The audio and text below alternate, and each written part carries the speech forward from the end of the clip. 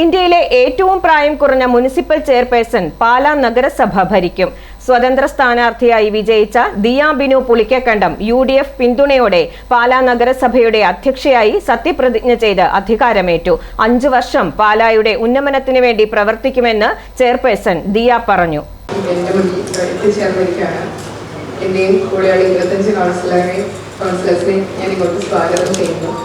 നിങ്ങളുടെ പ്രാർത്ഥനയും പിന്തുണയും സഹായവും സപ്പോർട്ടും കൊണ്ട് നമുക്ക് അടുത്ത 5 വർഷം പാലയുടെ വികസനത്തിനും നാടിന്റെ നന്മയ്ക്കും ഏറ്റവും നല്ല രീതിയിൽ ഉപയോഗിക്കാം എന്നെനിക്ക് വിശ്വാസമുണ്ട്, ഉറപ്പുണ്ട്.